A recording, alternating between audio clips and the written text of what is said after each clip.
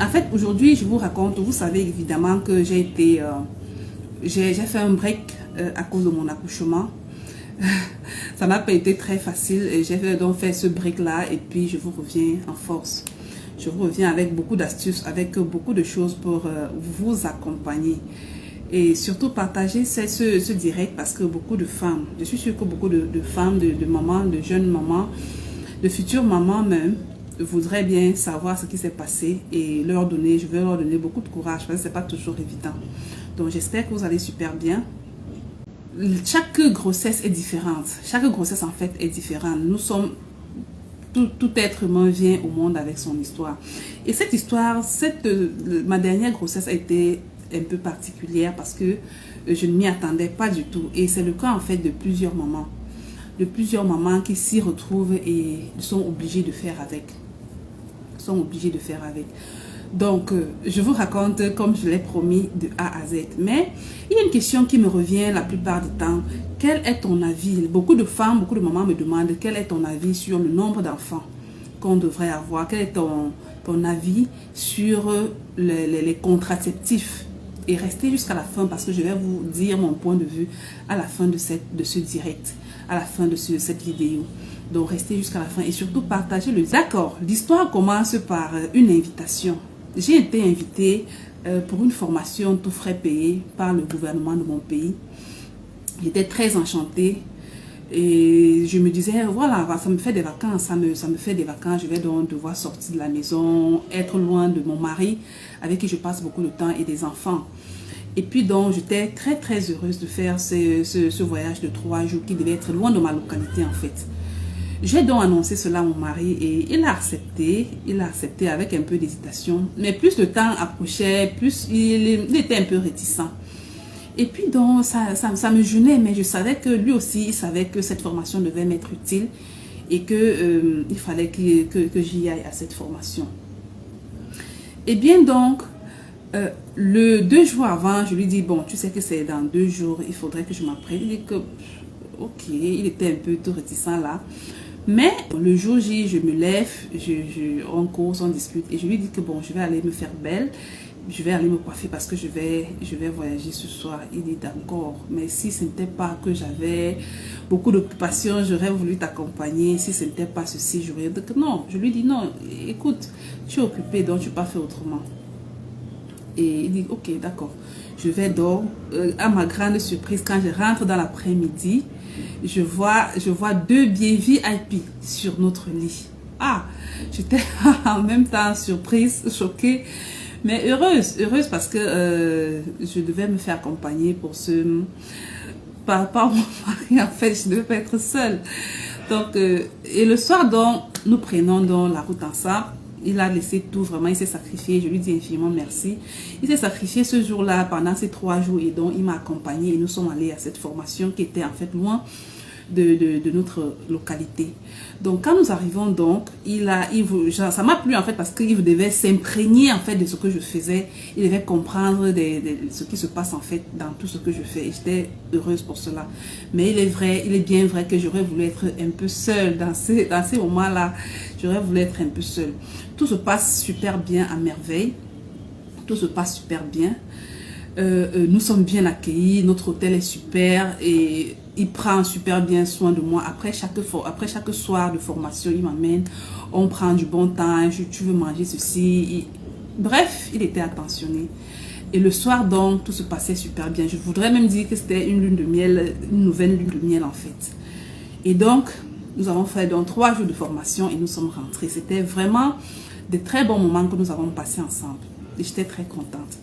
Quand je suis donc rentrée, j'attendais ma période comme toute femme, une semaine après ou bien vers 5 jours après. Et donc ce jour arrive, je regarde, rien n'y est. Et je me dis, bon, ça va, peut-être j'ai un peu de retard. 2 jours encore après, rien. Je commence à paniquer, mais attends, qu'est-ce qui se passe?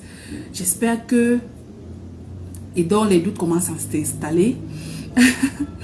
Et les deux s'installent. Une semaine, rien. Je commence à paniquer. Je vois quelques signes. Je regarde encore.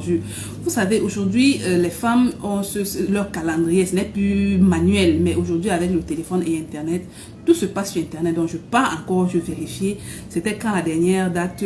Qu'est-ce qui s'est passé entre-temps? Je vois effectivement que la date a dépassé. Et puis donc, voilà.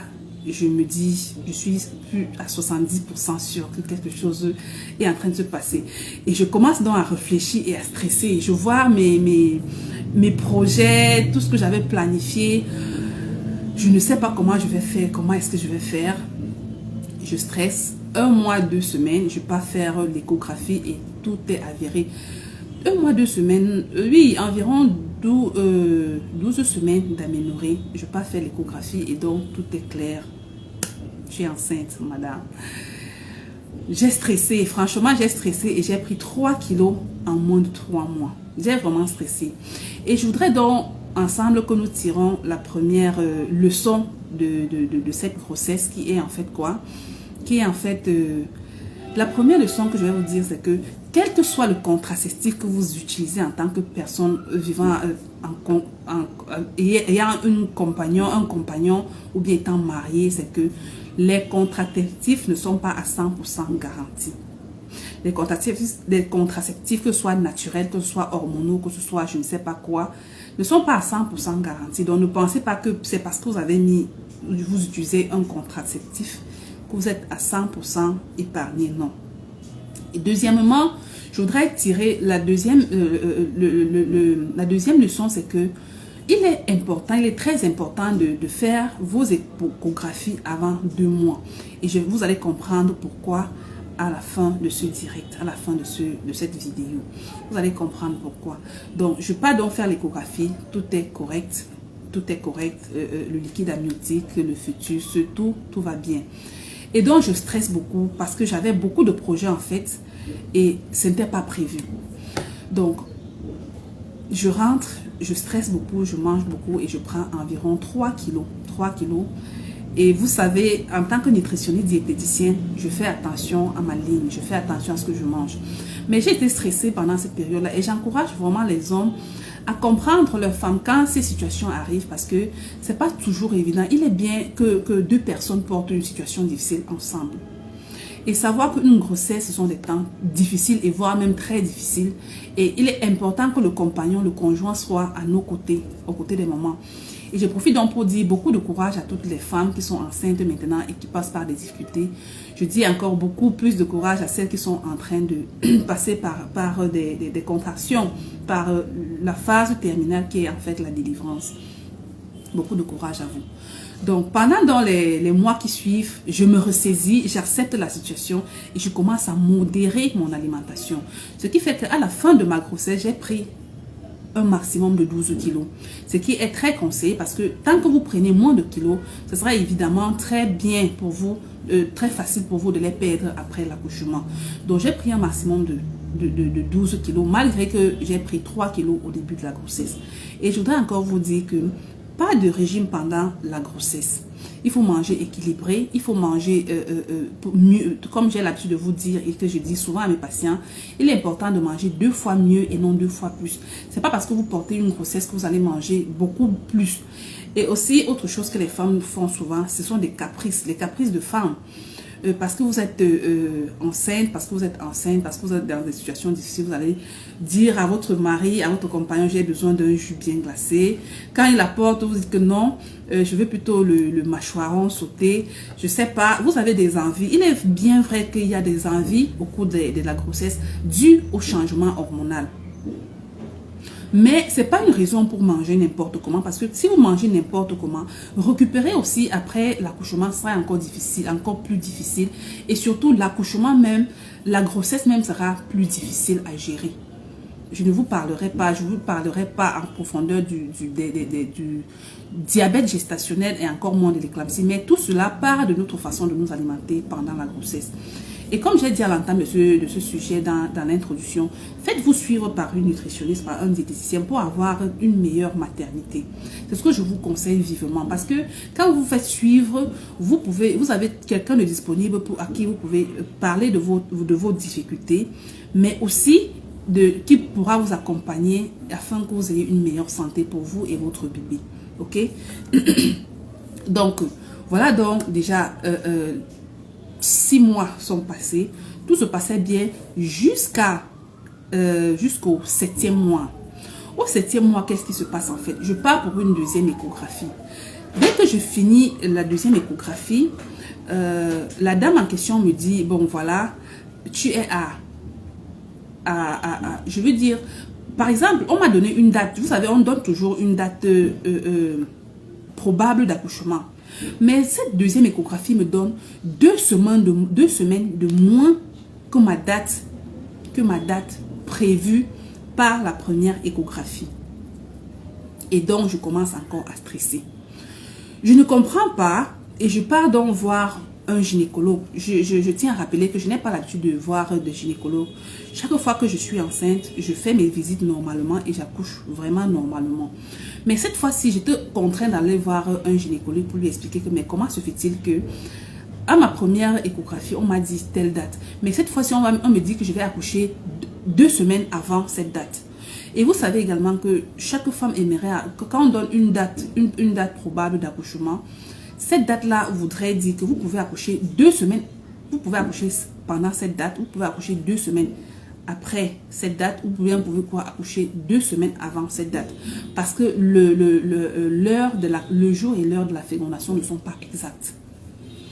Et donc, quand l'échographie me donne encore 2 semaines de moins, je panique. Et je commence encore à stresser. Je voulais vite accoucher comme d'autres femmes. Et je me disais non, si je peux accoucher vraiment le plus tôt possible, ça va me faire plaisir. Si la première date n'était pas bien, je préfère celle-ci.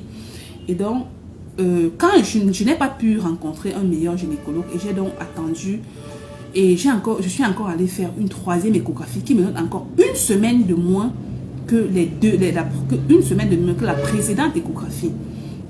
Quand je parviens à rencontrer donc le gynécologue, il me dit la meilleure chose pour toi, c'est de te faire opérer, de passer par une césarienne. Et là, je dis non. Non, je dis non, pourquoi? Parce que j'ai déjà subi une césarienne. Ça ne s'est pas très bien passé. Et Dieu merci, le prochain accouchement s'est passé normalement par voie basse. Donc, notre leçon que nous pouvons également tirer ici, c'est que beaucoup de personnes pensent, beaucoup de femmes notamment pensent que quand vous êtes passé par une césarienne, vous devez absolument continuer à passer par des césariennes, ce qui est totalement faux. Donc moi par exemple, je suis passée par une césarienne et après j'ai fait des accouchements normaux par voie basse et ça s'est très bien passé. Quand il me dit ceci, j'ai compris en fait que ce monsieur, comme malheureusement beaucoup de médecins sont plus préoccupés par l'argent qui va entrer dans leur poche. Et j'essaie de lui expliquer, non, je ne veux pas des césariennes parce que j'en ai déjà fait une et ça ne s'est pas très bien passé. Donc, je ne voudrais pas passer par une césarienne. Il insiste et quand il voit en fait que je ne suis pas pour, il me donne un rendez-vous pour voir comment ça évolue 1 semaine après. Quand je pars donc pour le rendez-vous et il me pose encore le problème, madame, je vous ai dit de faire une césarienne, vraiment, vous êtes en train déjà de passer votre terme. Et avec les autres accouchements que ça fait, pourquoi ne pas donc faire une césarienne et puis c'est tout. Je lui dis non, je ne veux pas passer par une césarienne. Il me donne encore 1 semaine que bon, vas-y. Mais sache que si après ce rendez-vous, il n'y a pas toujours de contraction, je serai obligée de prononcer vraiment le diagnostic final césarienne. J'ai encore vraiment stressé, je n'arrivais pas à dormir, les douleurs s'augmentaient. Vous voyez, chers amis, chères mamans, ce que votre esprit conçoit, c'est ça qui peut vous amener à la tombe. J'ai vraiment stressé le dernier mois de ma grossesse parce que ce gynécologue qui insistait sur la césarienne et moi qui ne voulais pas la césarienne, il me disait non, vous êtes presque à terme, non, il faut absolument une césarienne. Et moi je lui disais non, je ne veux pas de césarienne. Avec tout ce que je connais de la médecine, avec tout ce que je connais du naturel, je ne peux pas, je sais que ça va bien se passer. Et lui, il ne faisait qu'insister césarienne. Et à la dernière, au rendez-vous, quand je suis arrivée, il m'a dit ceci. Bon, je me rends compte en fait que tu as encore du temps. Il faudrait, oui, où est ta première échographie? Je dis, voici ça. Je lui montre que, je me rends compte que vous avez encore du temps. Hein, parce que ici, je vois que la première date probable d'accouchement était telle date. Et on considère la date qui est généralement plus proche de la date vraie. C'est cette date du premier échographie. De la première échographie, pardon. Et vous avez encore une semaine. Là, j'étais vraiment soulagée. J'étais vraiment soulagée. Donc, la deuxième leçon que je voudrais vous amener à comprendre ici, c'est cette césarienne-là. Par rapport à cette césarienne et le fait de stresser pendant la grossesse, c'est que la première échographie donne la meilleure date probable d'accouchement. Donc, si ça vous arrive de faire 3 échographies comme moi je l'ai fait, considérez plus la première date de l'échographie. Considérez la première date de votre échographie. Donc, voilà donc ce qui s'est passé. Et, curieusement, le jour qui m'a dit que vous avez encore une semaine, les contractions ont commencé. Mais ça venait de façon irrégulière. Donc ça venait, c'était vraiment très léger. Et il m'a dit, bon, va donc attendre, puisque tu as persisté jusqu'à la fin. C'est pas à la fin que tu vas te faire opérer. Non, va donc attendre. Et je suis donc allée, les contractions venaient progressivement, très petit, ça partait. J'étais toujours inquiète et je me demandais, mais pourquoi ça vient et ça repart? C'est ce qu'on appelle généralement des fausses contractions. Donc les mamans, si ça arrive donc vous ayez ces petites contractions qui reviennent et qui partent, qui ne sont pas intenses et qui ne partent pas sur du long terme, disons 1 à 3 minutes, sachez que c'est ce qu'on appelle les fausses contractions. Donc le jour où j'ai ressenti vraiment des vives contractions, je suis donc allée à l'hôpital et on m'a fait le toucher, on m'a dit que j'étais à 3 cm ou alors à 3 doigts. Et vous devez comprendre pour les futures mamans, quand on parle de 3 doigts, il faut ou bien 3 cm. Pour que l'utérus s'ouvre effectivement et que vous soyez prêt à accoucher, il faudrait 10 cm. Donc j'étais donc à 3 cm et on m'a demandé c'était vers 17 h et on m'a demandé de rentrer et de revenir dans la nuit. Donc quand je suis donc revenue dans la nuit, ça n'évoluait pas beaucoup et la sage-femme m'a dit, bon, rentre et reviens dans le matin. Ou bien attends quand les contractions sont vraiment vives à environ 3 fortes contractions pendant dans les 10 minutes. Ou alors que tu es perdu. Voilà ce qui va te faire donc revenir à l'hôpital. C'est ce qu'elle m'a dit. Soit tu as des contractions, soit tu as 3 contractions très dures et très douloureuses pendant les 10 minutes. Soit tu as la perte des os. Voilà ce qui va te faire rentrer à l'hôpital. Donc, je rentre donc, les contractions avaient vraiment commencé à être vives. Et donc, quand je reviens la veille, vers le lendemain, vers 5h40, j'étais en train de dormir, toujours dans les douleurs. Malheureusement, beaucoup d'hommes doivent pouvoir vraiment supporter le faim pendant la grossesse, parce que c'est très très important. Et je profite encore de l'occasion pour dire grand merci encore à mon mari qui a été là avec moi du début jusqu'à la fin de cette grossesse. Donc le lendemain, donc à 5h40, je sens comme si j'étais en train d'uriner sur moi, mais je me dis mais qu'est-ce qui se passe là? Je me lève donc, je vais aux toilettes.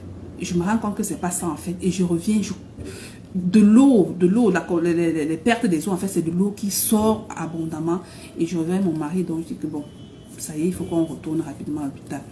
Au fur et à mesure qu'on partait, je me suis protégée. Et chaque femme doit comprendre que quand ça arrive, il faut se protéger pour éviter le contact avec les infections de l'extérieur, pour que ça n'affecte pas votre bébé.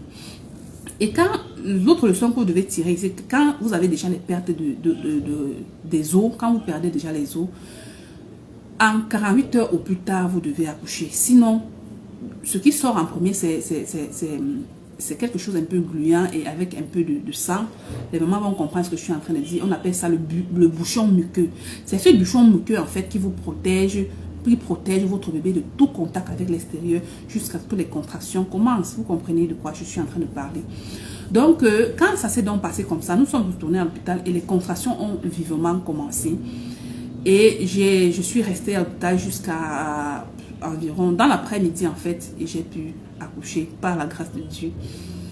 Donc, ça n'a pas été facile. Autre chose que j'ai oublié de vous dire, c'est que dans la liste des choses qu'on donne généralement à venir à l'hôpital, je ne sais pas si c'est partout, mais dans ma localité, par exemple, la liste des choses à apporter à l'hôpital, il y a ce qu'on appelle tea, donc le thé qui va vous donner de la force, de tea and sugar, d'après ce qu'on avait mis sur notre liste. C'est en fait le thé avec du sucre parce que pendant les contractions, avec des douleurs, le corps se concentre sur le travail et toute l'énergie est concentrée là-dessus. Donc, la plupart du temps, quand vous êtes en contraction, pour beaucoup de femmes, elles vomissent. Quand on vomit, c'est pour rejeter tout ce qui peut faire consommer de l'énergie au corps. Donc, le corps n'a pas le temps pour s'occuper de la digestion. Il veut se concentrer à l'expulsion de votre bébé. Donc, toute l'énergie doit être concentrée sur l'expulsion du bébé. Et quand vous vomissez, ça permet de libérer cette énergie qui devait être dans la digestion. Et le tea and sugar que les sages-femmes recommandent généralement, c'est pour vous donner un peu d'énergie entre-temps.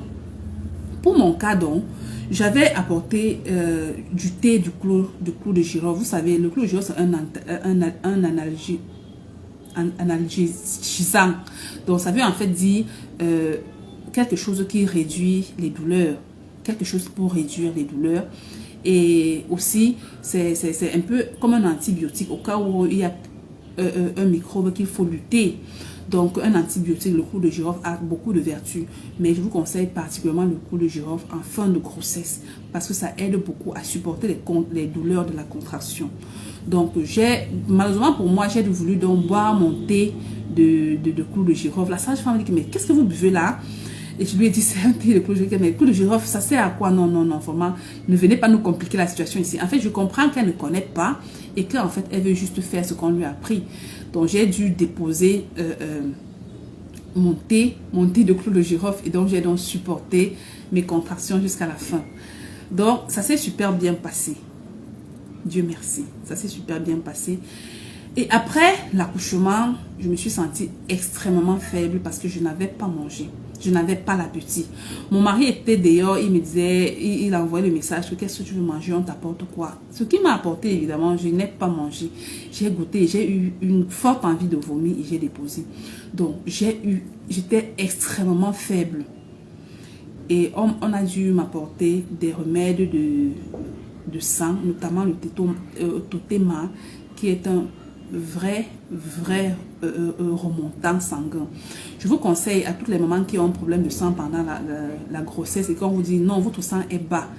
Vous pouvez utiliser d'autres types de fer, mais je vous conseille particulièrement ce remède pharmaceutique qu'on appelle le Totema qui m'a sérieusement aidé pendant ma grossesse. Et je vous encourage également d'aller plus dans le naturel et éviter de prendre beaucoup de comprimés. Bref, de prendre des comprimés.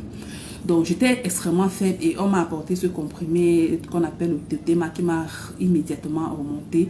La pression, la tension était bonne.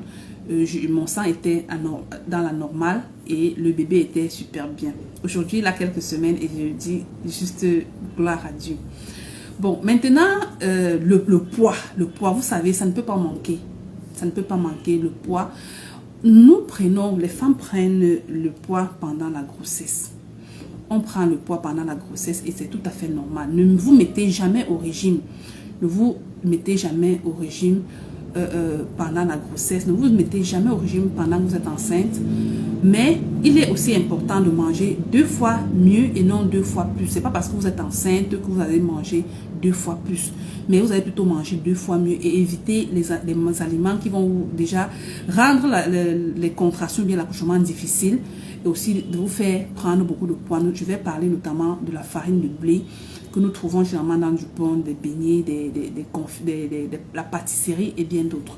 Je vais également parler des sucres, tout type de sucre, que ce soit le sucre blanc, brut, que ce soit des sucres qu'on prend dans les confiseries. Vraiment, il faut faire les efforts de ne pas consommer ces choses pendant la grossesse. Autre chose, c'est qu'il faudrait en fait réduire des quantités. Réduire des quantités, ça veut dire il est préférable de manger plusieurs fois en journée que de manger de grandes portions, quelques 3 fois par jour, quoi.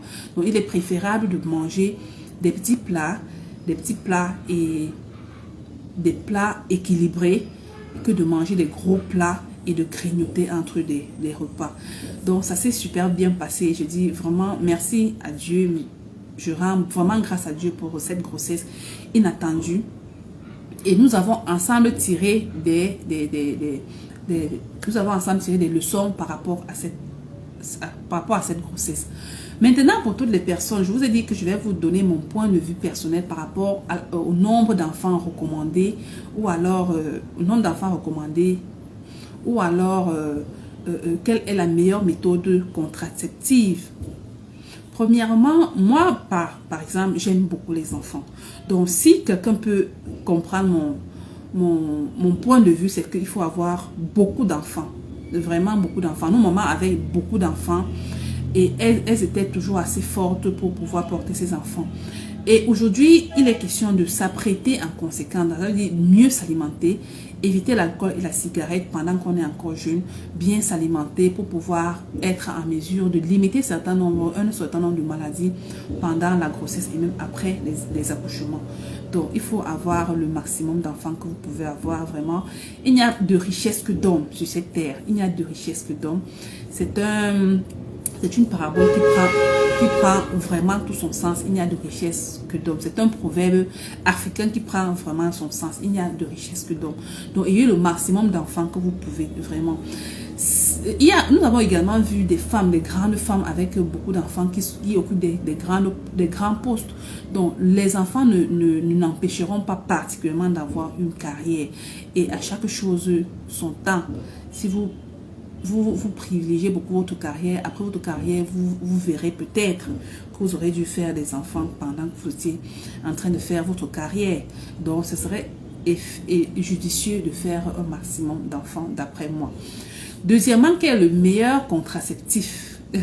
Le meilleur contraceptif, en fait, ça dépend de vous. Ça dépend de vous, mais vous savez, en tant que maman bio, je vous encouragerai à aller dans le naturel possible. Dans le naturel possible. Donc, je vous exhorte vraiment à partager cette vidéo si elle vous a plu, à me laisser les commentaires et surtout, écrivez-moi un replay si vous me suivez en replay. Écrivez-moi. Posez vos questions et surtout partagez cette vidéo parce que je suis sûre que beaucoup de mamans en ont besoin. Beaucoup de futures mamans en ont besoin et je vous encourage vraiment beaucoup pendant vos grossesses. Faites-vous suivre. Seul on va plus vite, mais ensemble on va plus loin. Ok? Donc vous pouvez également rejoindre notre communauté WhatsApp avec le lien que je vais mettre, que vous trouverez en commentaire. Dans les commentaires, le lien WhatsApp. Donc, rejoignez notre communauté et ensemble, nous allons faire des grandes choses. Je suis Edith, nutritionniste, diététicienne. Au plaisir de vous revoir pour un autre thème tout autant alléchant dans une prochaine vidéo.